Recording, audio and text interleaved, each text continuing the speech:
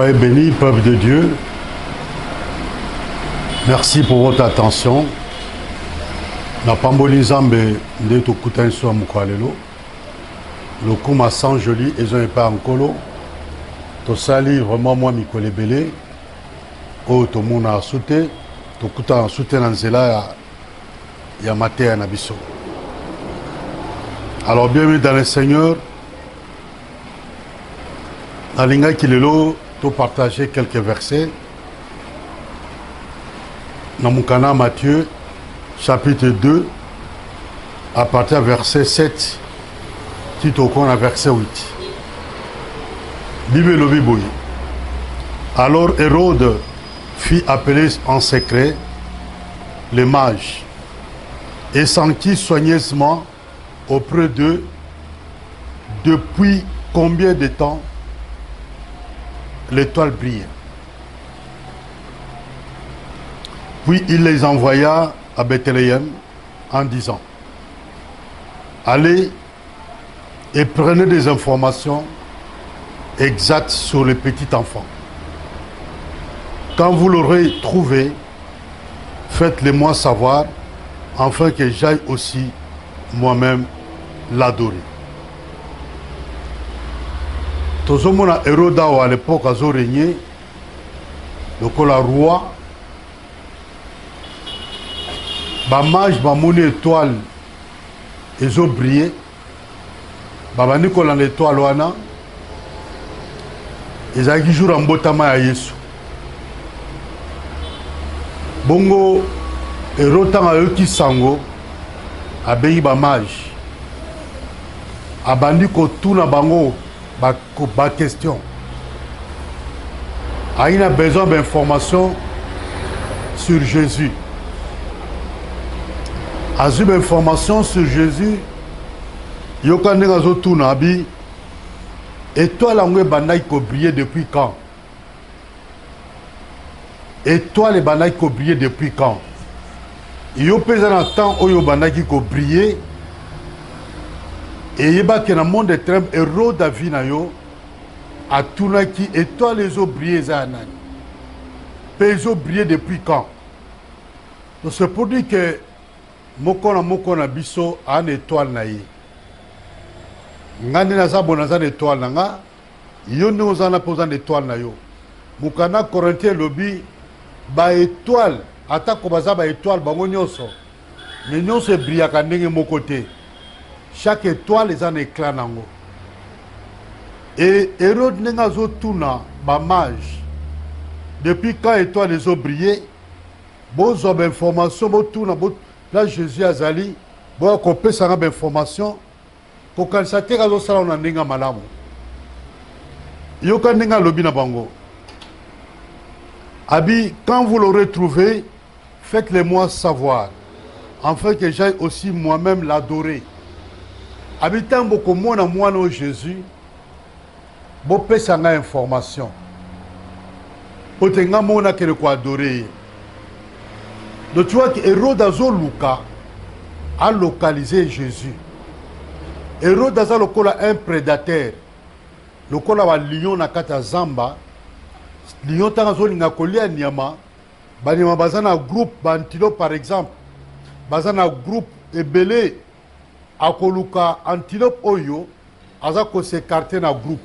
Azako s'éloigner na groupe ou soit akoluka o aza moins faible que les autres. C'est ça un prédateur. Donc Hérode, tant à Zolobake, afin que j'aille moi-même l'adorer, c'était faux et qui mensonge. Mais il a besoin d'informations. Oui, bien aimé dans le Seigneur, tant à tant il passage, à Zoloba, allez et prenez des informations exactes sur les petits enfants. Vous avez des informations exactes précise sur le petit enfant. Pour que nous que le quoi adorer. Tala Hérode denga zoya. Azoya penza lokola un agneau. Azoya lokola même. Mais un objectif ya ko boma. Un objectif ya ko bebisa. Muto ya ka ko bebisa. Muto ya ka ko yiba. Muto ya ka ko boma. akoya te na makelele, akoya na kimia comme si aza pour bino, comme si alingi yo. Mais aza na mission ne moko azolinga asala, aza na ba cible oyo identifié, abike na ko atteindre de telles cibles, na ko atteindre de tel mutu. Alors akoya na malembe na botosi na luzitu penda avec beaucoup de respect. Nzoka te finalité likambo oyo, finalité rapprochement ne pembe na yo ezali po à causer malheur, à causer douleur, à causer souffrance. Nalinga ito partager le komoko. Et loko to bengi vie bomoy. Vie a mutu e bandaka na libuma mama. Dès que maman azuzem. Nde début à vie a mutu. Vie à mutu physique et bandi wana ti ya kokoma koko ti ya kokele kokufa. Mais spirituellement mutu existaka déjà na miso nzambe. Tala nde nzambe zoloba et pas na Jérémie. Avant que tu ne sois formé dans le ventre de ta mère, je te connaissais. Je t'avais établi prophète sur les nations. Donc nzambe yeba ki Jérémie avant que papa na maman ne babotama. Avant que papa na maman babalana. Yokan kolonega zoloba. Avant que tu ne sois formé dans le ventre de ta mère, je te connaissais et je t'avais établi prophète sur les nations. Donc avant que tout botama, nzambe a établi ça kibiso. Asa pesa kibiso musala, asa pesa kibiso mission, asa définir ça qui rôle na biso to ko jouer na scène moyo. Donc spirituellement l'homme existe. Via mutebandi na libuma mama na ye, tia okoma koko. Mokomo na batu mususu parcours oya vie akokoma koko te. Akokufa très tôt. Pourquoi? Parce qu'azo ba sans sa vie te. Parce qu'ayebite vie ezelo konini. Ce que mutu akufi lelo esili, histoire esili.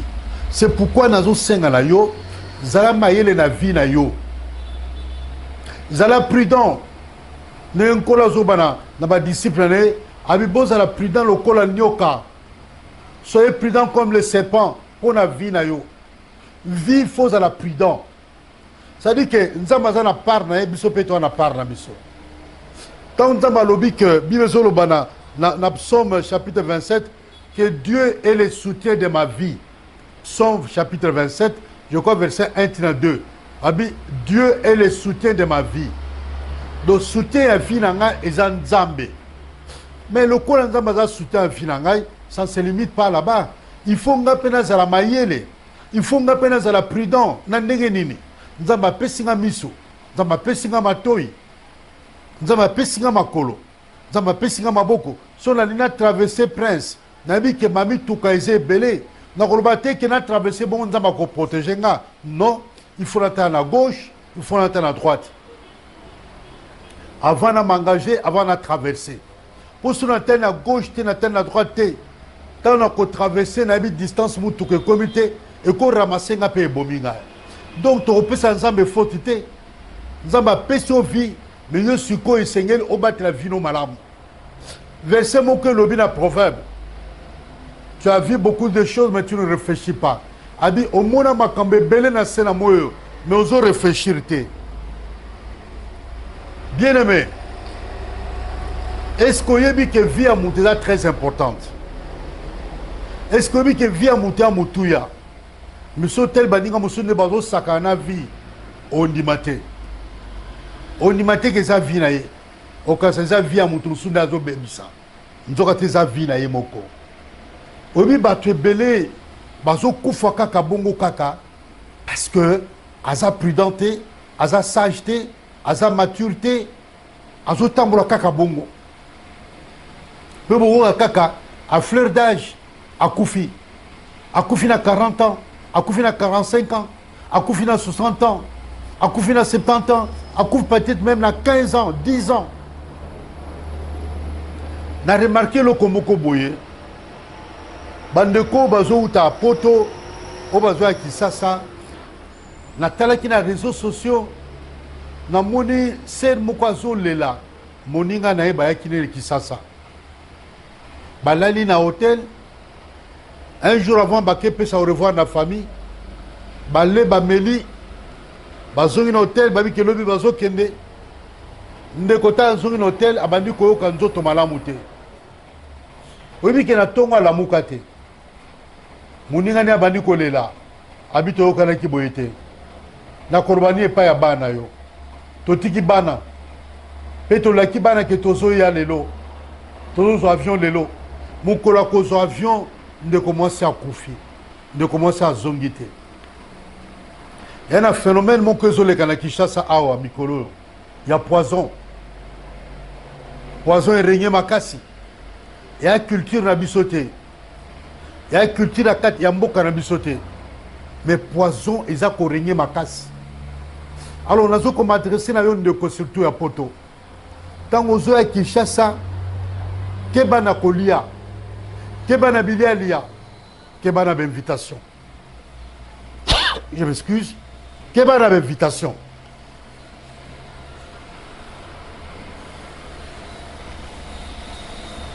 donc toyebi te ndeko biloko nini aliaki la veille ya voyage na ye lelo tozobaza so na bomoi te bandeko boni bauti poto na esengo baya komona famille bakutana na famille mais bazozonga ntango mosusu azongi na poto quelques jours après akufi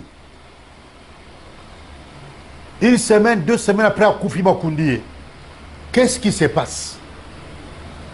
Ma question en tant que serviteur de Dieu, je suis aussi observateur. Nazo observer, nazo komituna. Qu'est-ce qui se passe? Ndeko moninga yene sengo. Kota alibota me azongite. Obi na biloko akolia ne bazwaka mutu malamu. Na biloko akolia pe masanga ya komela. Bakozo facilement. Biso na kisa tozaka na comme la masanga na verre. Pardon, mais sotali lelo bato asome la suma masanga na verte bato akomi comme na mulangi soki alinga déplacer muki atemi na mulangi na ye insécurité ekoti na vie ya mutu bazotande mutu piège na biloko akolia na biloko akomela bato musu bakoloba balobaka bakolesa o babimisi yo bamemi yo na boîte de nuit lokola seperano ba boîte de nuit bamemi yo na babala bisika bisengo lokola bakapela wana na couloir kimbuta na njili balesi yo bamelisi yo nzoka te biloko ozolia ya suka nde yango wana bozolia nde biloko ya suka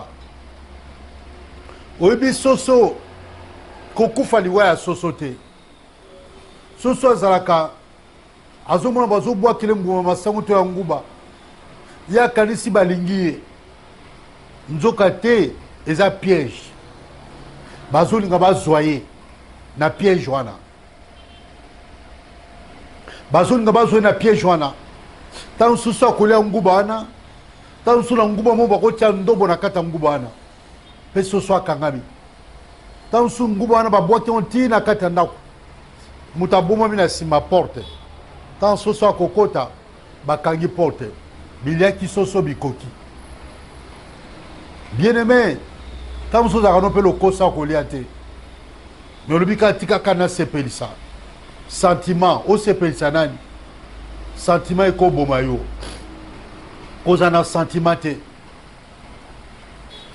koza na sentiment te ata moke bien aimé soki Saint-Esprit olobi no kolia te komela te komela te po bandeko ebele bazouta poto bazoya Kinshasa awa toyebi te qu'est-ce qui se passe ya solo bino bandeko awa boza na Kinshasa bafamille na bacamarade moninga wuti mosika ntango mosusu asalela 30 ans na nazonga Kinshasa te ntango mosusu 40 ans na nazonga Kinshasa te ntango mosusu 20 ans 10 ans 15 ans aye kosepela na bino nzoka te moko kati na bino ase alingeli ebula mabe abina boma ye mpe ndeko akufi yango bible elobi l'homme aura pour ennemi les gens de sa propre maison moto akozala na baennemi kaka bato ya ndako na ye Jérémie mpe azoloba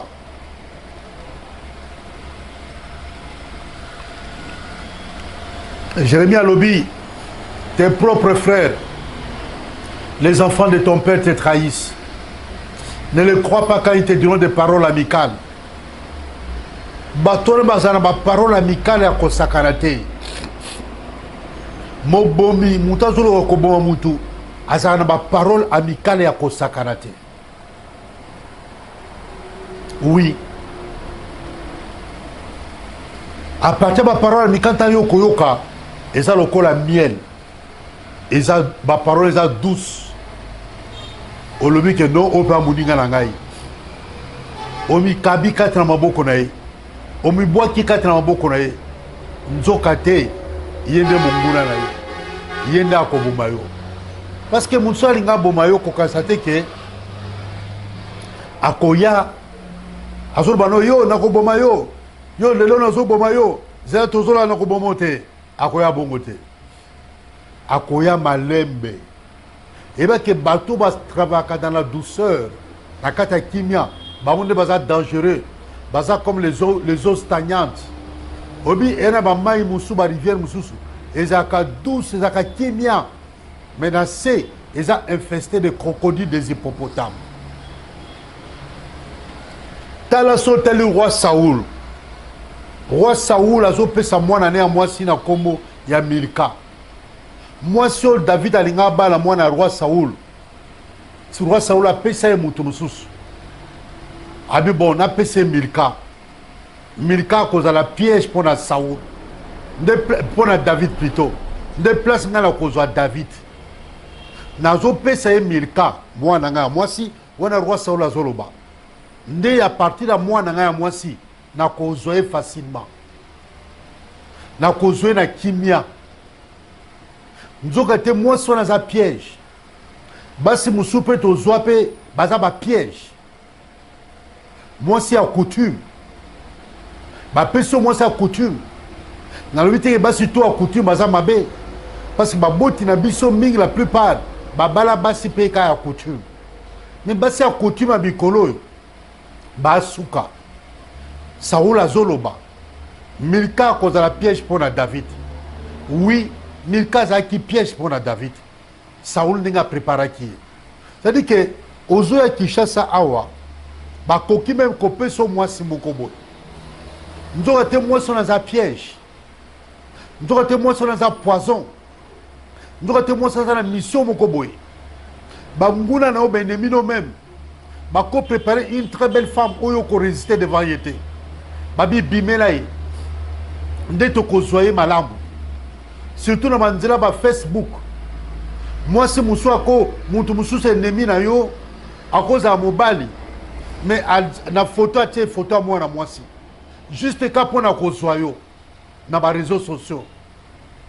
Toyo ki mingi na ba réseaux sociaux, bat bazo sala batu mabe na ba réseaux sociaux a pesi fausse identité. Et ça piège, et ça juste dans le but à koboma. Excusez-moi.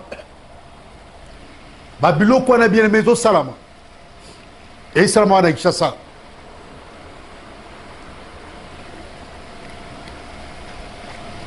Ngai na détecté 2 ou 3 cas comme ça. Bazo senga amitié. Nzoka te baza bana mibali.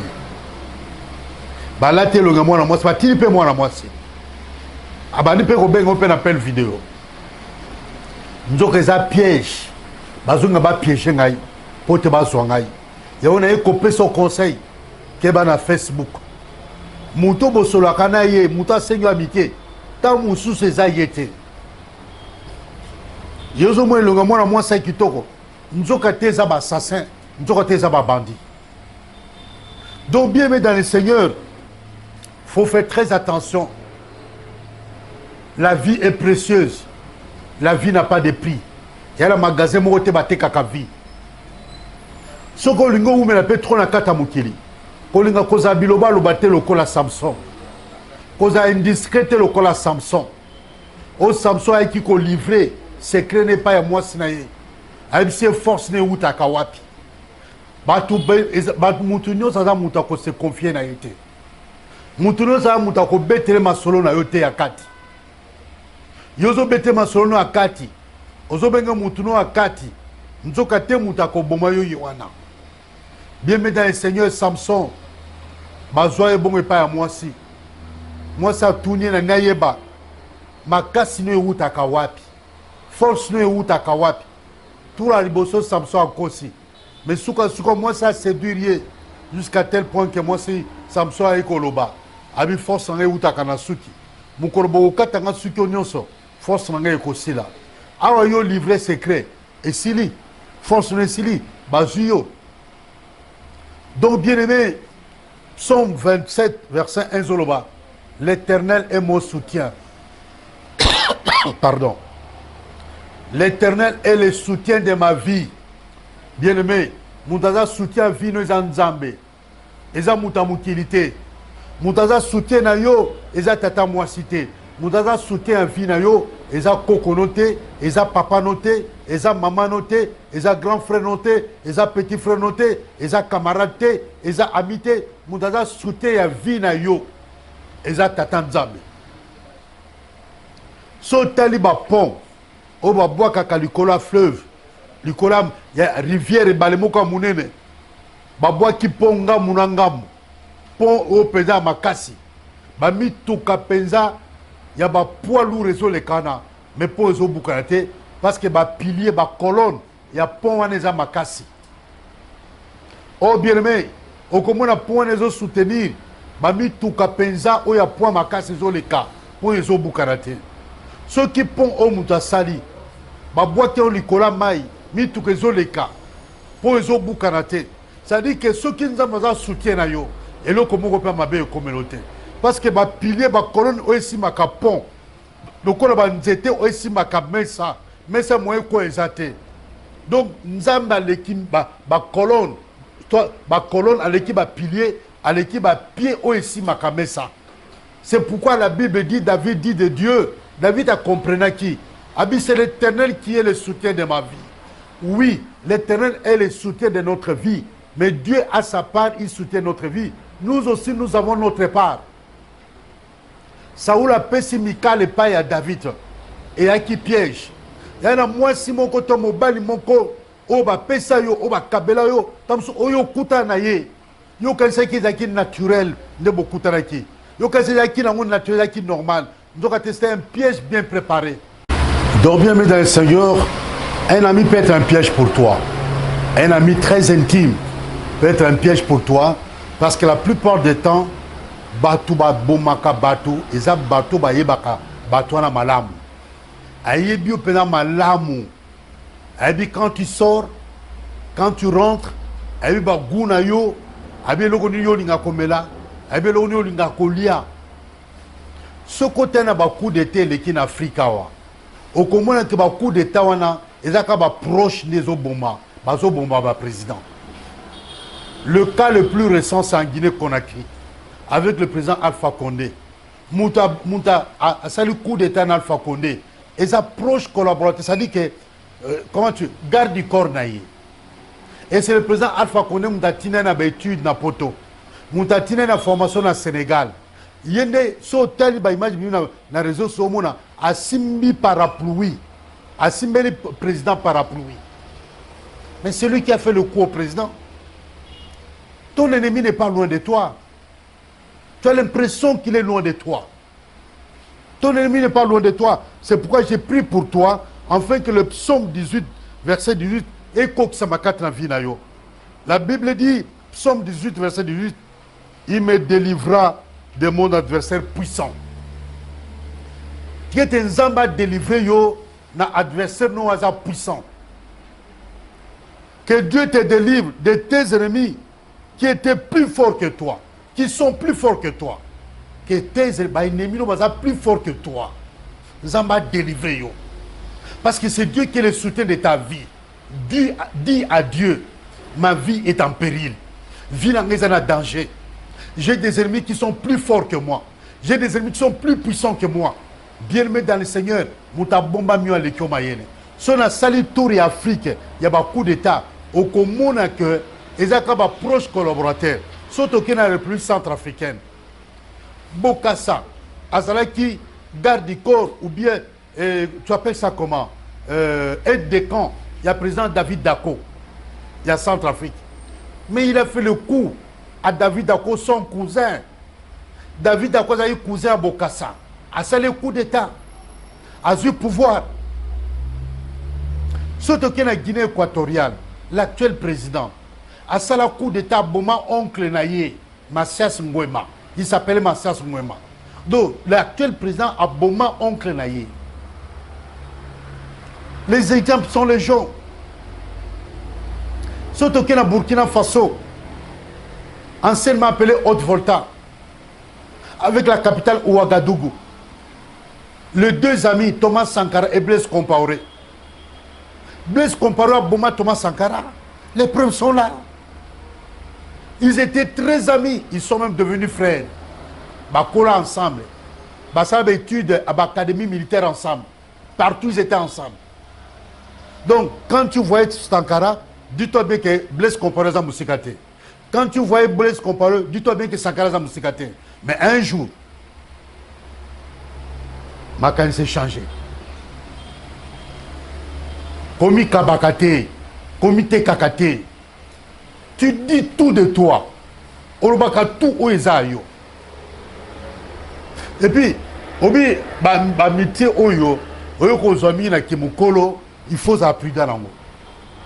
Camarade oyo ko ninga na kimukolo, zala prudent. Na lobite ke bango tout ba mabe. Mais zala mayele. Yango Bible zoroba na Psaume 18 verset 18, il me délivrera de mon adversaire puissant.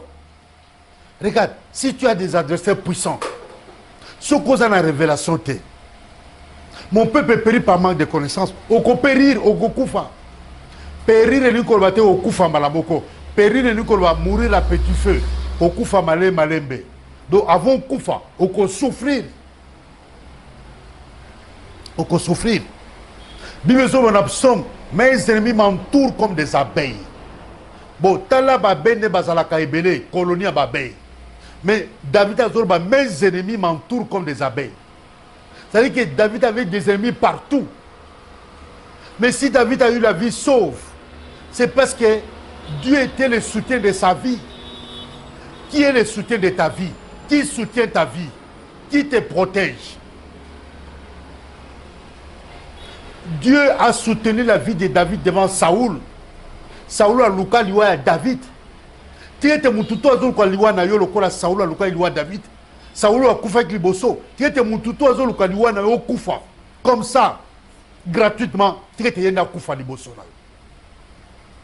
Bien-aimé dans le Seigneur, ko sakana na vite.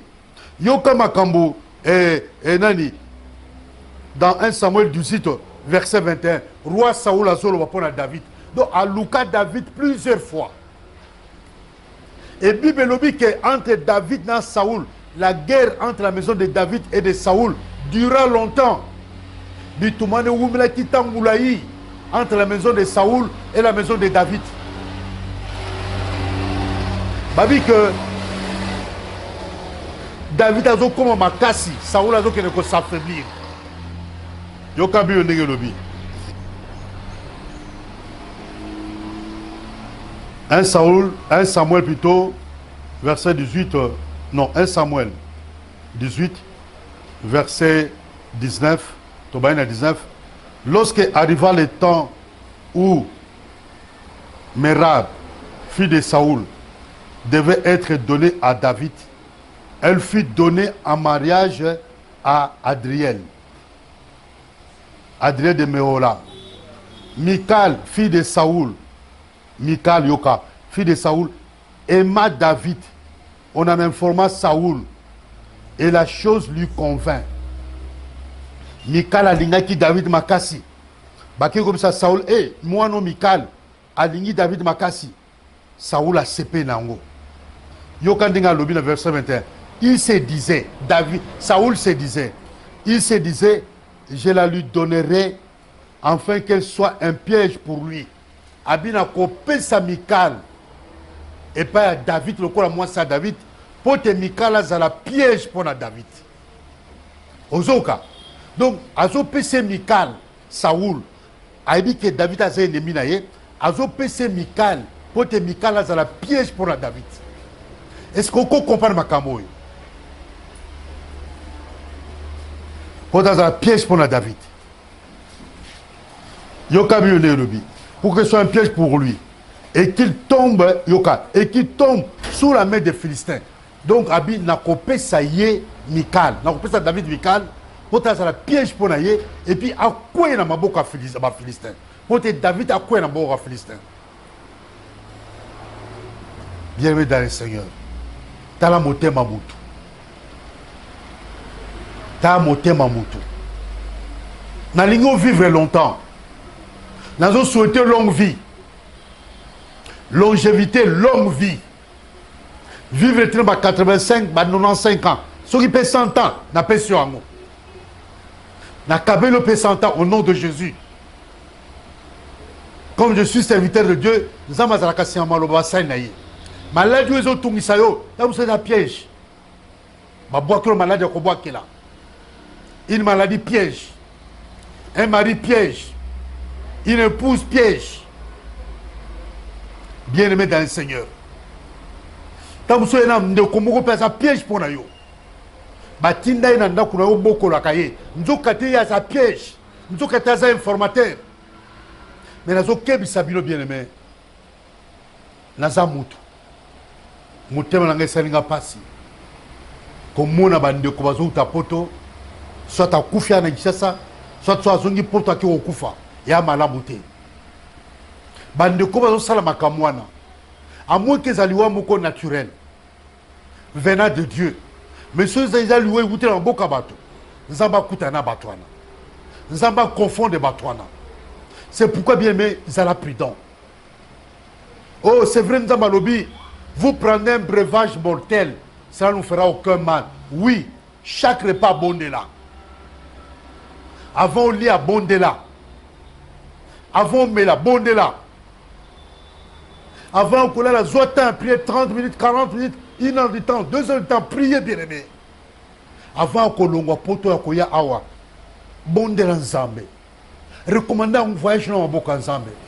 Devant ensemble, il y a qui ont baboti nanga, na qui ont ba frère na ba sœur nanga, ba cousin et cousine, ba camarade, ba ami nanga. Ensemble, est-ce qu'ils ont volonté na yo? Na lingi ensemble yo orienté ngai. Pesa ba directive. Pour Bimezoloba, ne sortez pas avec précipitation. Pourquoi tu voyages avec précipitation? On dirait, monter mais comme moto, il faut qu'on voyage. Bimelobi, ne sortez pas avec précipitation. Ne partez pas en fuyant. Montre ça, voyager, ne Ne partez pas en fuyant. Car l'Éternel, votre Dieu, ira devant vous. Nzamba kokende liboso na yo. Et nzamba ko fermer marche na yo. À côté de la sima na yo. Ceux qui a solo voyage au sala, on ne recommande pas en colo, Dieu va prendre charge de ton voyage. Du début jusqu'à la fin, n'est-ce pas la Bible dit que l'Éternel Dieu gardera ton départ et ton arrivée dès maintenant. Ne mets pas une ensemble. Ensemble, gardez départ nanga. Gardez arrivée nanga. Gardez départ nanga na Poto, gardez départ nanga na Belgique, na France, gardez départ nanga na Mboko na Fana na Poto, gardez arrivée nanga na Kinshasa, ou bien na Luanda, na Angola, gardez arrivée nanga. Ça signifie quoi? Quand Dieu garde ton départ et ton arrivée, donc quand il garde ton départ, tu as voyagé, c'est le départ. Tu es arrivé. Mais aussi longtemps, aux zongi place bana bazate na poto, et si comme moi ça zate, et si comme on va la zate, et si comme bana bazate bien aimé, Zamba ko continue ko battre la yo. Le sang mon angezali ke yonde ko oyo, pendant que on ko découvrir matéria oyo, vous allez makalisa ko voyager. Zambe bondela nzambe. Benganga na bondela pona yo. Enfin que na tika départ non depuis l'Europe na maboko ensemble. Na tika peut arriver non na Kinshasa na maboko ensemble. Natika arrivé dans le Luanda, na maboko na Nkolo. Natika arrivé dans Matadi, na maboko ensemble. Natika arrivé na Goma, na Kikwiti, wapi partout, na maboko Nkolo, na Mbandaka, na Kananga na Mbujimai. Muta recommandaka makamnu tu pas na Nkolo, azan assurance makasi. Nzamba kobatela ye, en ce moment tu demandes à Dieu que Dieu soit ton bouclier. Papa, Nzamba quand même pour décourager mon temps à ma calça que tu le poison. Nous sommes capables que yé azoluka tu le poison avant tu le poison koufa ou à témoigner à tatola à se repentir. Bienvenue dans le Seigneur. Il est temps que tu prennes conscience. Jusqu'à quand? Tala, nul ne peut prier ou ne peut prendre conscience de ta vie que toi-même. Personne d'autre ne peut prendre conscience de ta vie. Et là, tu as conscience de la vie que le caillou. Et là, tu as prié ma casse pour la vie que le caillou. Azate. Azate. La preuve, nous avons prié à Capona Bissoté. Nous avons gêné à Capona Bissoté. Nous avons côté à retraite pour la Bissoté. Mais ça nous a mis à Bisso. À la Tibiso, ma commandant, tu y as mis le corps à mon cosmo Bixi. À la Tibiso, comment qu'on prier? C'est nous qui prions. Ça, c'est notre part. Dieu fait sa part, nous faisons aussi notre part. Nous avons conscience. Bano ko tout état d'âme ya mutu tout autour na yo, na entourage na yo. Tout na état d'âme ya mutu nyonso. Nzambe pesanga état d'âme ya mutu nyonso. La kisanga motema ya mutu parce que le cœur de l'homme est tortueux. Il est méchant. Il y a la méchanceté dans le cœur de l'homme. Ceux qui motema ça la canette et longili banda boy. Okomona makamzo le kana motema mutu. O azo kana kosala yo. O azo projeter kosala yo. Ceux qui ont comme un miso, il y a mon thème à négatif à la caillou. On comprend que non.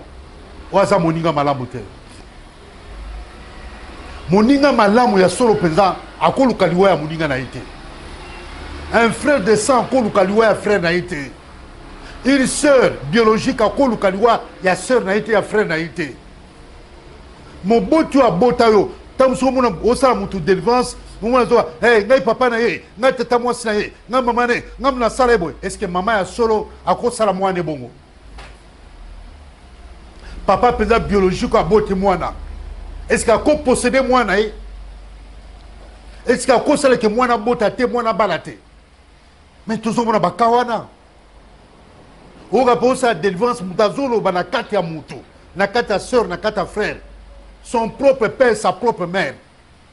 Son propre frère, son propre ami, son propre, donc un parent proche. Fais attention. Moutako a conscience à vie na yo lokola yo azate. Moutako bate la yo koleka yo moko eza nzambe. A part nzambe eza yo. Mi bate la malamu. Sois sage, je veux que que tu deviennes encore sage. Je sais que tu es sage. Que tu deviennes encore sage, que tu deviennes encore trop prudent. Oh, bien-aimé dans le Seigneur. Na bon délio. Il y a eu conscience ma mémoire wapi. Il y a eu mato etika langu kaka image kaka. Etika langu kaka lokola kaka photo kaka. Donc mato ne yo kaka biete. Il faut na bien. Parce que sur le zoka bien, la foi vient de ce qu'on entend. Et ce qu'on entend vient de la parole de Dieu. Ceux qui m'attendent au zoka bien, nous autres qui souffrent sauter. Na koza sur le koliate. Na koza sur le lamba kolatate. Na koza sur la carte pauvreté. Parce que ceux qui m'attendent au zoka maté bien. Maté à délivrance. Maté à délivrance à combat spirituel. So zoka go bien. Yo matoi na ngai. C'est un peu de délivrance à matoi na yo. C'est un délivrance à matoi, c'est un délivrance à Misunayo. Parce que Misunayo est un carte aveuglement. Donc, ils ont un carte aveuglement qu'on s'est carte et qu'on s'est canate. Moutoussou ba on vuta, matoi na ba on vutango. Misunayo ba on vutango, Misutan ba on vuso ba on vutango. Ceux qui ba aveuglango, ozo mon appelle que vie est bien té, yozo mon était bien. Batumusu ne ba zo yo kilo mawa, mais yo moko zo mon de ça va. Yo ka langage ba ta comment est-ce nazanga moko na botate. Est-ce que nous avons un kilo ou à balater? Tous les belés. Mais ceux qui bosa est belé, ceux qui bangou balater, yo ils a canayoté. Mais mouta comme qu'on se consoler bongo. Mouta comme qu'on trouve consolation pour le babon que bon de toutes les façons la famille n'a bisopé ils a kangaté munda balater. En tout cas non cousine ngai ne konanga tel peu boy moi na no konangai moi na tata moi signé pour balater et puis à botapeter la zanga mon côté. Non bien aimé. Non, bien aimé, diable ne m'a pas dit qu'on raisonne bon. N'a pas continué de raisonner bon. Sois conscience. Sois conscience tellement. Bible nous dit que lorsque vous verrez ces choses arriver, lève-toi, levez-vous. Tambo komona makambo ko koksama. Bo telema. Tala makambo ozo koksama na kata vie na yo. Est-ce que ko telema te? Est-ce que vous avez conscience? Bien mais kanisa ozana âge boni. Nombre âge ozana ngo nombre ba bona ne olia. Et pe sabisoni. Biloko tolia et pe sabisoni. Keba biloko muso kolia yango ne komemona kufa. Ezande tour, ezande kolia suka ne ozolia. Ba tebele ba lesa bango bongo. Ba komel ça bien, ba koler ça bien, ba bimise ba sepelse. Muta zo sala bonga yebike ya suka ne yangwana. Ba phénomène peso le kana chassa wa. Bana basi ba jeune fille, bazonga ba papa mikolo, o baza ba grand directeur, ba PDG, ba ministre, bazana kato occultisme batwana. Et bazo sacrifier ba vie ya bana basi mingi. Bana basi bena chassa awa. Au moins zo tambo na jeep a bien, voiture a bien tout ça. Ndoka tabi makana papa muka mukolo, maîtresse d'un homme marié. Aza maîtresse d'un homme marié et cet homme a zo pese bambo. Yozo kasazo pese gratuitement. Na suka zo ben étoile na yo. Au moins l'étoile à Jésus ne banana ki yango. Azo la nande étoile na yo. Ya yo jeune fille. Et à un moment donné komona otikali kobota te. Donc yo azwa yo kaka pote ozo kabazemi bolongo la kabazemi. Banana bozo longona na bangonde bozo sacrifier makila parce que diable azakana posa makila. Bana bozo sacrifier na bangonde bozo ke ko sale musala. Azo za ba promotion na pasa musala. Il y a des hommes comme ça ici à Kinshasa. Yo kanisi mobile abi okuta na ye aza marié ndoka ta za piège pour na yo ayeko bébé c'est toi na yo ayeko détruire toi na yo ayeko boma vie na yo a longol so bazem tam sous troisième ndoka ndamba pesa ko bana misatu bango bakei siko comme na posa ni bala age posa ni mobile na sakena na et la plupart ami balwana o baza bato minene na kata mboka oyo ya biso na Congo. Bazo kuta na ba jeune fille, bazo nga ba jeune fille. Bien aimé, bazo sacrifier ba jeune fille na bazo kufa. Jeune fille mo kuta na mbali mo na nzela campus. Étudiante, surtout ba étudiante ya campus IEC, ba ISPT. Ya ba université na biso. Pona ba mbongo ba bineval. Pona ba mbongo ba syllabus. Pour te apparaître bien. Ayoko kuta na tonton moko boyo. Tonton a dit bon kitoko. Taka mukola lingiye. Aise nonga fona bara. Apese mbongo. Anniversaire ka apese mbongo anniversaire. La nanga bien. Apese mbongo ebele. Apese enveloppe moko. Abi enveloppe. Yana cadeau moko kitoko na kati. Ofuna oka mukola anniversaire na. Yepe. Azelika mon anniversaire, taka fungolu yango ka mon anniversaire, akuta le message moko na yaliwa. To monde ko zo tanga mukano. Ndongo le bambo nanga. Et si les pona yo. Ozo kufa. Et cette fille est morte. Une autre fille na hôtel moko munena na Kinshasa. Akuta na mutumo munene. Babi makanaye. Bakene na chambre. Taba comme na chambre kuna bolimbisa. L'homme s'est déshabillé. Nzoto munyo bankusu na bankusu. Akiti si tala ibe, tala mbonge bele. Ba dollar. Asi fi lembola ngai bankusu. Ozo mbongwana. Oh cette fille, c'est Dieu était avec elle ce jour-là. Nzamba zaki na ye comme le soutien de sa vie ce jour-là. Fia lobine non. Biloko pona melango bien. Il faut na melango na soma vin, na soma whisky. So na meli vin whisky, vin ou soit whisky. Nena ko lembolo peda bien peda attend kusumo roti kalate. Et akena cet homme-là a été aveuglé par Dieu. Intelligence n'est aveuglée à tiki. Tant de commencer na bimi ko somba. Quoi quelque soma amemi na sacré. O tika habité. Mbo za na kata sac. Ko kene mwana mwa sakena ya mwana. Il y a une rencontre par hasard. Tu as rencontré par hasard quelqu'un. Et cette rencontre par hasard était un piège pour toi. Ne memelo makambo ebele. Et memelo pe batu pe kufa. Muta kufi physiquement. Et bomelo na makambo tout. Et bebiso pe ba relation tout. Et bebiso pe makambo tout. Suka suka e ko zoyo. Oh bien-aimé, ma prière est dans la psaume 18 awa. Ototangaki, tout aussi sawana. Psaume 18, verset 18. Que Dieu te délivre de ton adversaire puissant. Tu es nzamba kangola yo na adversaire puissant na yo. Que Dieu te délivre de tous tes ennemis, des ennemis forts.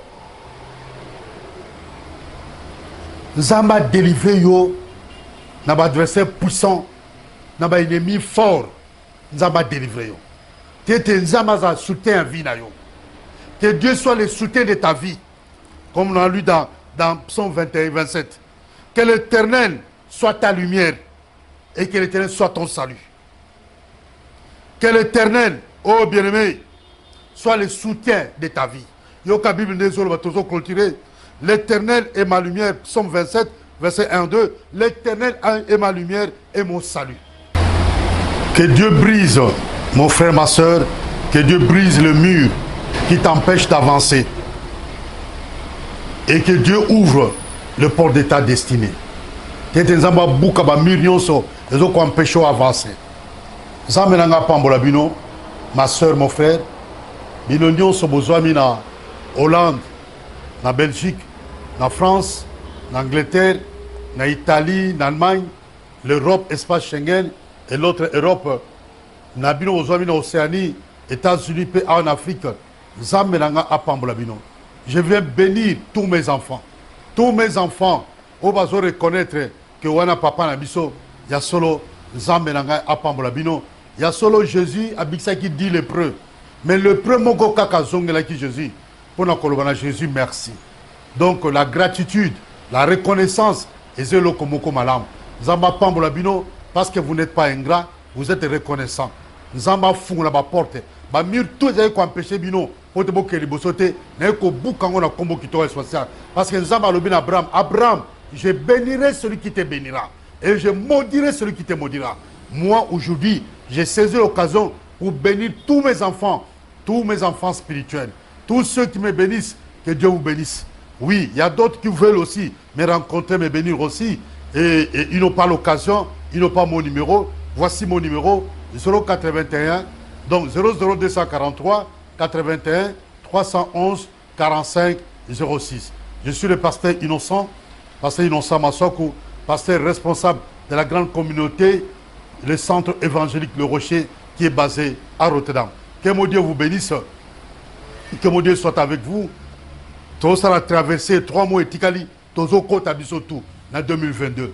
Na Kombo qui toque social, sois béni ma soeur, sois béni mon frère, que ton mari soit béni aussi, que ton époux soit béni, que vos enfants soient bénis, que votre travail soit béni, que vos études aussi soient bénies. Merci. Au revoir. À la prochaine. Ciao, ciao.